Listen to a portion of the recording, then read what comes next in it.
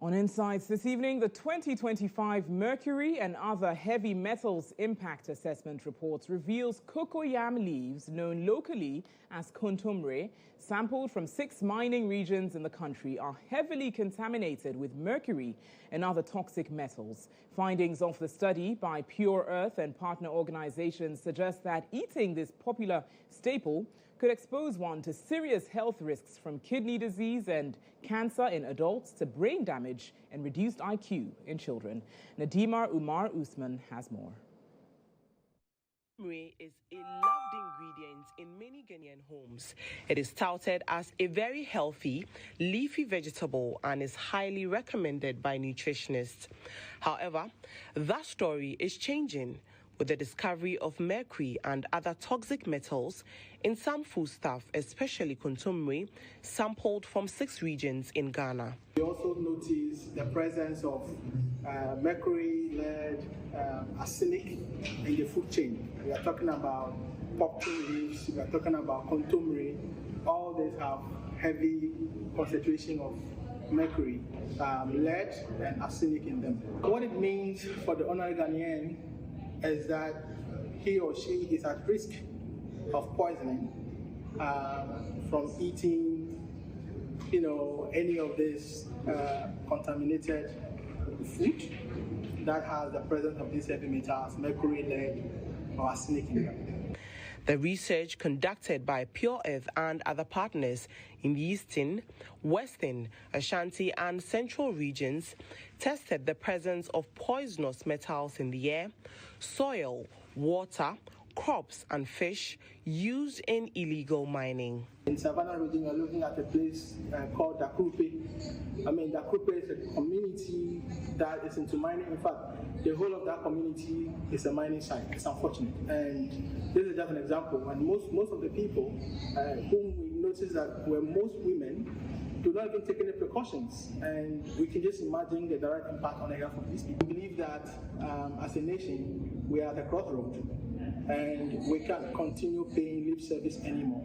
Something drastic needs to be done. The environmental protection group Pure Earth, working with Ghana's Environmental Protection Agency, says urgent action is needed. We found some of these heavy metals in our food, especially contumely that we eat. The third aspect is that contumely, after this is the cocoyam leaves.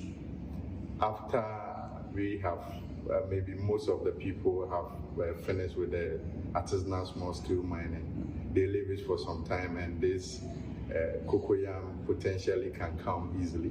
And then we just go there once we find the cocoyam leaves we think it's consumable. But this is very dangerous. Experts warn that without strong interventions, the silent spread of mercury and other poisons into food crops could leave many Ghanaians with life-threatening conditions, including kidney diseases, cancer, brain damage, and reduced IQ in children. Blessing Enyonam Dago is project manager at Pure Earth Ghana, and she joins me now for more on this rather concerning development. Good evening to you. Thank you for joining us here on News Tonight. Now, first of all, which other crops and foodstuff did you discover have heavy metals in them, aside the contumely? All right. Thank you very much for having me. Good evening to all your listeners as well. Yes, so basically the study wasn't just to find these toxic heavy metals in food alone, whether it's in soil, in water, in air, in fish samples, and then in the food crops we mentioned as well. Like you rightly mentioned, contumely was one of the vegetables that came up with elevated heavy metal levels above the international standards, as the WHO and then the FAO. We also saw pumpkin leaves. So basically, from what we have gathered, it's looking like vegetables. That's, like I mentioned, contumely, pumpkin leaves, tomato is what is registering above the threshold we have discovered. So basically, this is what we have been presented with. Yes. Right. Now, talking about the research conducted, can you further highlight what the sources of contamination are? You talk about mercury. Any in addition? Yes, so the other heavy metals we analyzed was lead, it was cadmium, and then arsenic as well. I'd also want to highlight that arsenic was found in very high concentrations across all the food chains, across soil, water samples, and then fishes in some of these areas, especially in the Ashanti region. Even though we know it's an area which has a geology of high arsenic rocks, but then the levels recorded were pretty high.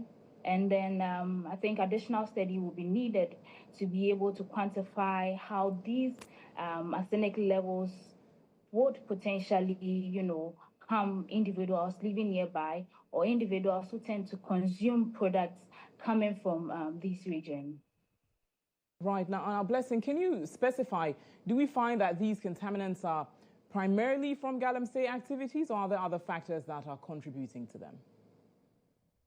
Okay, so like I said earlier, so we have this coming from the galamsey activities.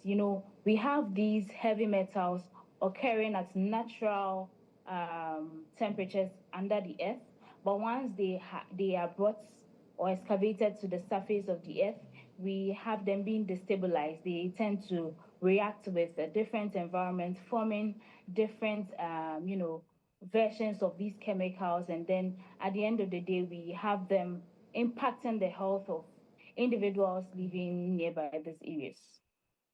Now, Blessing, you mentioned that the main food items you see as per the study are vegetables, and these are used pretty much every day in homes. And there must be many viewers who are concerned about this development. What do you have to say with regards to how these vegetables can, say, be treated at home before consumption? Is there any way around this?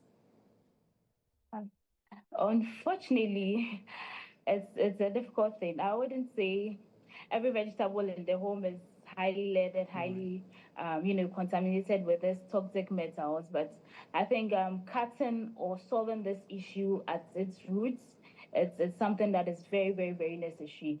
To say you would have to treat a leafy vegetable, I mean, how are you going to treat it? I really have no idea. But then from our point of view, we feel we know that treating or mitigating some of this risk right at the source is one thing that would really help minimize the danger it comes with, rather than looking at how we can solve it at the end of the day when it gets to our table before we are looking at solving it. So like I mentioned, solving this right at the root cause will be the best and effective way to minimize the risk of coming into contact with them.